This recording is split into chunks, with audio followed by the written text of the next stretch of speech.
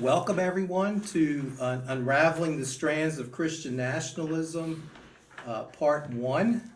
I intend to continue this into and until about mid-December. So we have a number of weeks to touch on things. So welcome to all who are here this morning and all who will be listening to the recording. We're glad that you're here with us as we explore unraveling the strands of Christian nationalism. So let's begin with the opening prayer. The opening prayer comes out of the Celtic tradition, so let us pray. Light within all light, soul behind all souls, at the breaking of the dawn, at the coming of the day, we wait and watch. Your light within the morning light, your soul within the human soul, your presence beckoning to us from the heart of life. In the dawning of this day, let us know fresh shinings in our soul. In the growing colors of new beginnings all around us, let us know the first lights of our heart. Great star of the morning, inner flame of the universe, let us be a color in this new dawning. Amen. So, unraveling the strands of Christian nationalism. When you hear the word Christian nationalism, what comes to your mind? What comes to your mind with thoughts or images when you hear the word Christian nationalism? I think of Christian internationalism. I mean, going back to like the Crusades and the Holy Roman Empire when, the individual countries weren't such a thing. Okay. Anyone else? I think of Donald Trump. Okay. Great replacement theory. Was that The great replacement theory. Very conservative politics. okay? What did you mean by the Great Replacement Theory? What is that? This is an idea that the immigrants coming into our country are part of a vast, nefarious, radical left conspiracy to drown out white people in this country and replace them with brown and black people. Oh. Yeah. Anyone else? Nazism. Okay. Using nation above all. Okay. Using Christianity as a cover for fascism. Separation of church and state. Okay. Anyone else?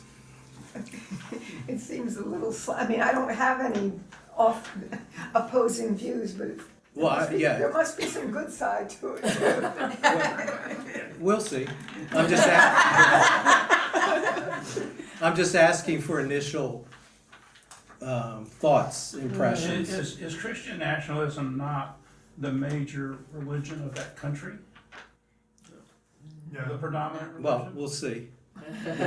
Stay tuned. Yeah, again, just introductory, what thoughts, images initially come to your mind? And you can see we've had a wide variety so far. Well, not much variety. Well, what else? I'll say this, and we'll get into this more next week, that notice I labeled this Unraveling the Strands of Christian Nationalism. So what's been popping up are different strands that sort of compose this hard to define entity or mass called Christian nationalism. And I'm going to be honest right up front that, some of the views you're going to encounter during this class might be offensive. Some of them might make you think. Some of them might make you feel uncomfortable. But I just want you to know that up front. We're not, nothing sugar-coated, and some of the authors I'm using are very blunt about how they approach the topic of Christian nationalism. You also might hear it labeled by some authors as white Christian nationalism. But it's sort of all of this big, sort of hard to define, I call it mass, that is in the news and that's very active today. But what I wanted to do this morning is first wanted to sort of set the table before we get into what is Christian nationalism, and ask the question, why explore Christian nationalism? Why explore Christian nationalism? I mean, why are we here? Obviously, the topic resonated, so that next week we'll be in the parish hall. but I'm seeing a lot of stuff on Facebook right now talking about Christian nationalism, and it's important for me to understand what is being spoken about, what has been transmitted through social media. Right. It's important to me to know and understand. I see Christian nationalism as, I think these people have sincere beliefs, and it's reflected in the not popular politic of our time. Now, whether they're misguided or have good points is questioned, but I think these people sincerely believe in what they're espousing. Now, there can be people that are misusing it, politicians misusing it, et cetera, et cetera. so to explore this further, I chose quotes from 3 different writers this morning. The first one is Bishop Michael Curry, which most of you are familiar with. The second one is Amanda Taylor, who wrote a book, How to End Christian Nationalism. And the third one is Adam Russell Taylor. And I think how they write and what they're saying sort of is going to set the table for our discussion and exploration. So, did you, okay. I thought some of you might have a question. No, I do. Okay. I don't understand the word nationalism. Well, we'll get into that. What I want to do is get into that next week, but I want to talk about why we're even here this morning and explore that. Explore why. Nationalism, that word can be defined in various ways, and it takes, and you'll see it when we look at next week when we look at Christian, start unpacking what Christian nationalism is. Okay, so You got a hook on us already. But I think it's very important to know how we. I think it's very important how we look at this and how we respond to it. And I think these 3 authors will make, these quotes will help us think and take that path. So the first one, Bishop Michael Curry wrote, and this comes from a book that was published by the House of Bishops of the Episcopal Church entitled The Crisis of Christian Nationalism. But let's hear what Michael Curry says. Because Michael Curry ordered or directed this study by the House of Bishops. Michael Curry writes, in the 1981 film Chariots of Fire, some of you may remember that, there is a powerful scene in which one of the main protagonists, Eric Liddell, is confronted by the British Olympic Committee for his refusal to run on Sunday because of his faith. Lord Cadogan angrily criticizes him and proclaims, in my day it was king first and God after.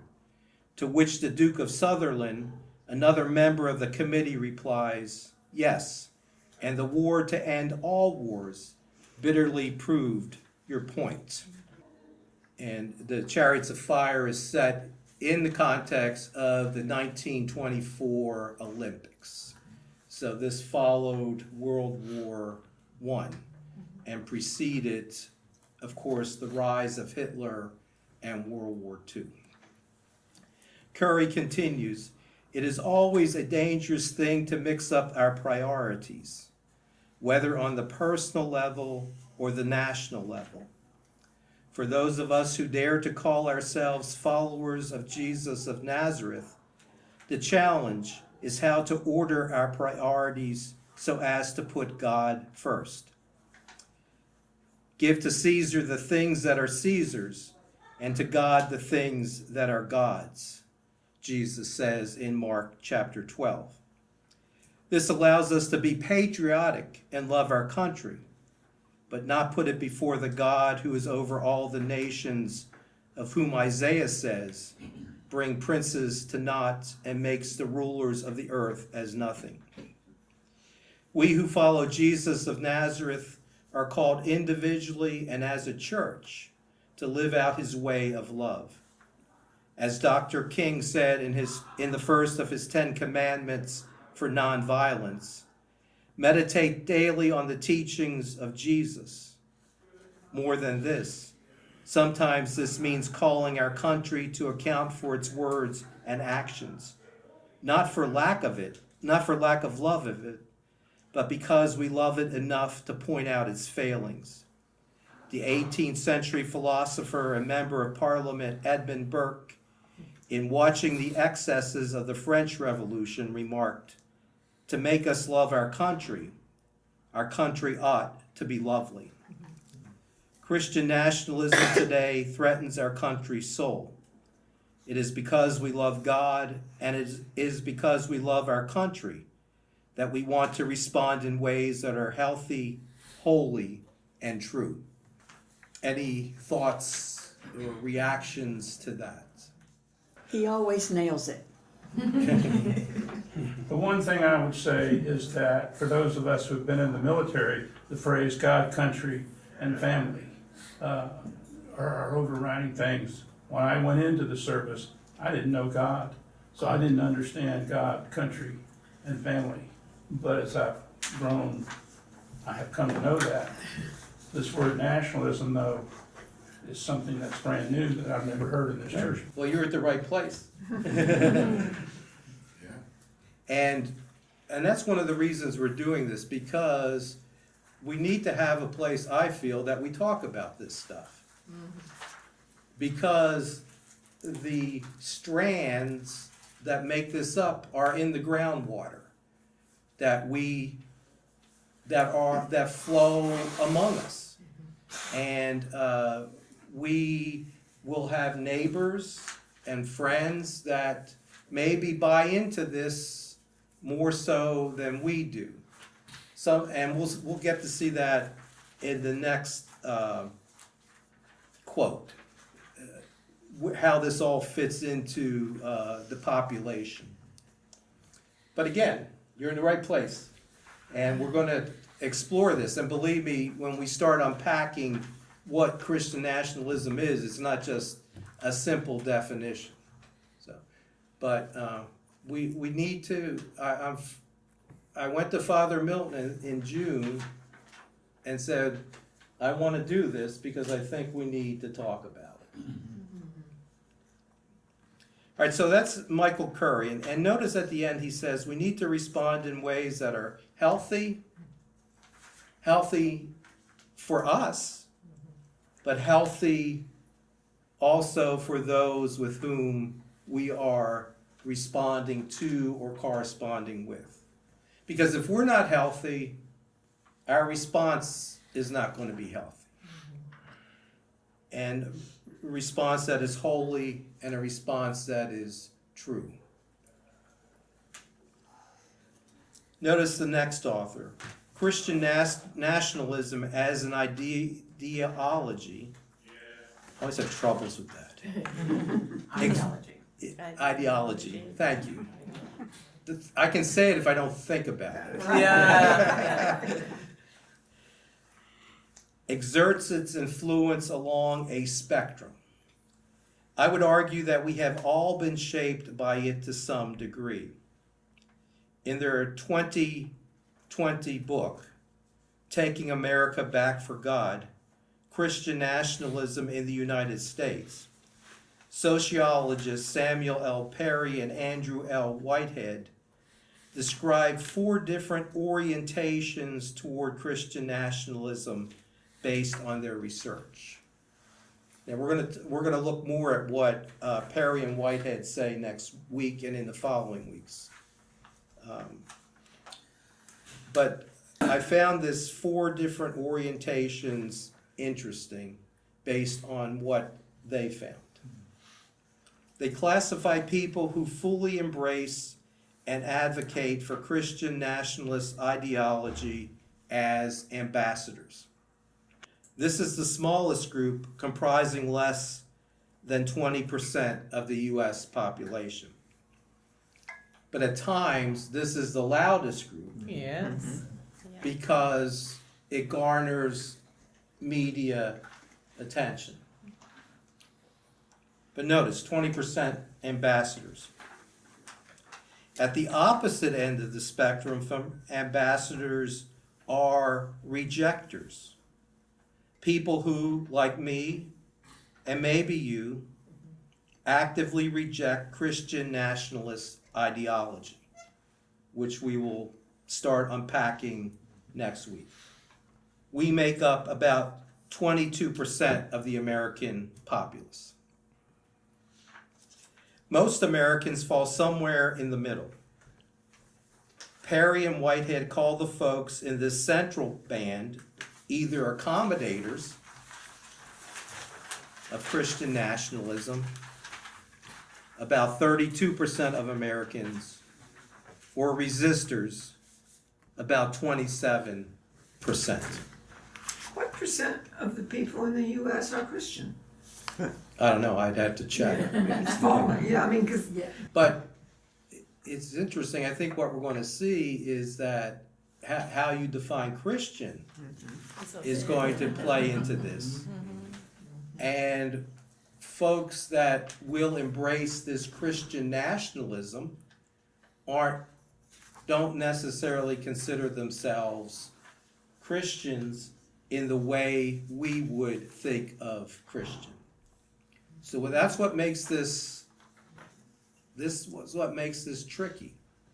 But again, notice I called the class Unraveling the Strands, because what we're going to find as we look at Christian nationalism, as we drill down, is that we're going to find common strands that run throughout this ideology, and strands that are embraced by different people groups in the United States. So just bear with me. I'm getting there. But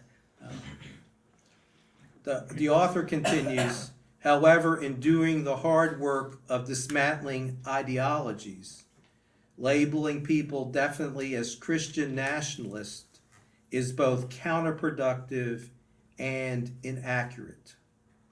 We are better served by thinking of these as systemic problems that we can learn to recognize and disengage from as we work with our communities to reject them.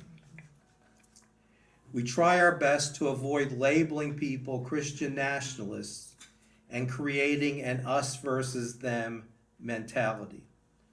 Christian nationalism is an ideology that affects all of us to some degree, and we encourage Christians to examine how our own practices confuse religious and political authority. In every era when this ideology recurs, followers of Jesus must make a choice. In words of J. Augustine, senior pastor of St. Joseph AME Church in Durham, North Carolina, now at Big Bethel AME Church in Atlanta, Georgia, asks, which Jesus do you serve, and which Jesus do you believe in? Making religion awfully complicated. Well, I don't think, I mean, I would say this topic's complicated, but when you unravel it, you're gonna find that there are common strands that run throughout this, that affect all of us, and might even find us part of one of those strands. One question. Yeah. How many years has this been a undercurrent strand in our nation, just not allowed to come forward until recent politics? It goes back a long time. And it has come forward. In the past, Reinforced yes. in previous Yeah. incarnations. And next week I start out with a description of when I think this got onto a lot of people's radars, or really started causing us to look at that or pay attention to it. It is something that does sort of seem to ebb and surge. It ebbs and surges, but it really It's surging. it did surge. It more or less erupted. And I will quote from an author that says it erupted on January 6, 2021 at the Capitol That's exactly insurrection. what we're talking about here. Although it is worth noting, for instance, the Battle Hymn of the Republic is part of the fabric of this country. And, I mean, that was a high point of Christian nationalism on both sides of that war, you know.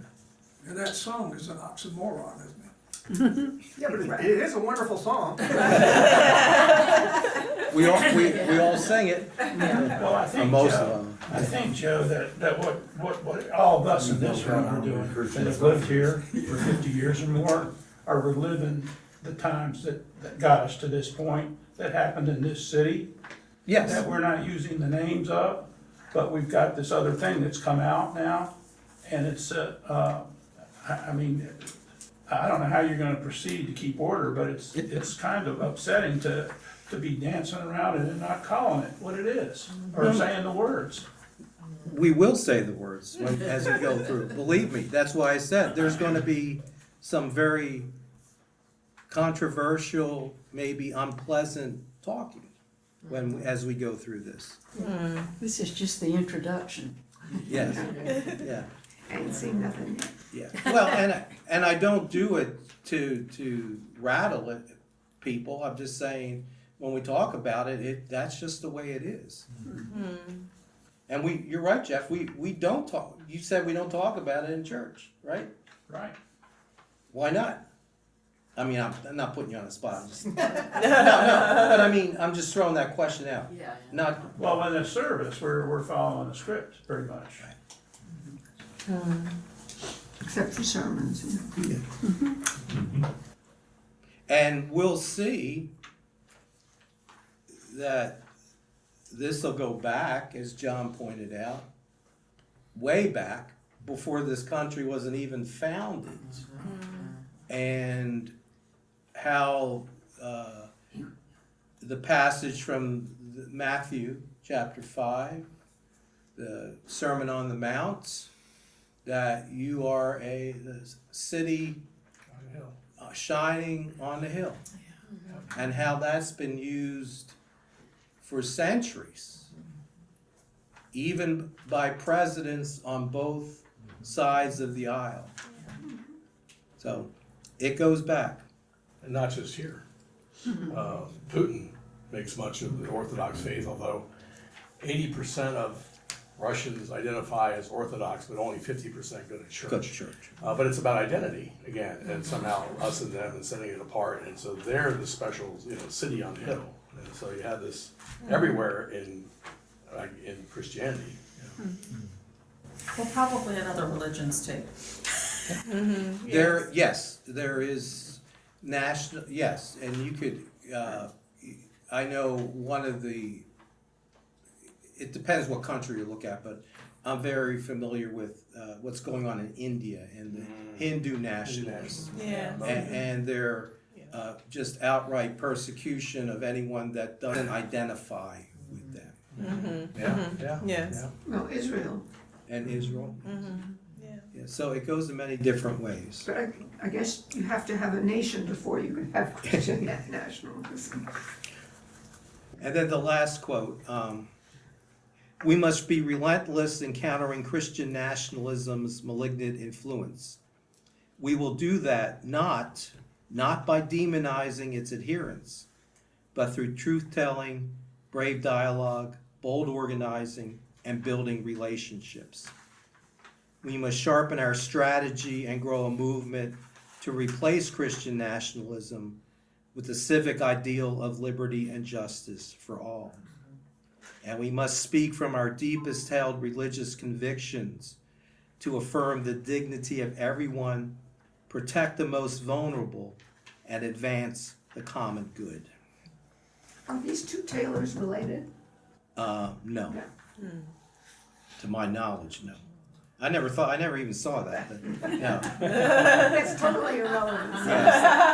But I need to check, now I'm curious, I'll need to check, but no, I don't believe so. Yeah, it's a good question. That's a good question. One other thing, you know, about how far back it goes, at least in America, because you're right, I mean, you can, Henry VIII Yeah, created the Yeah. Episcopal Church, right. you know,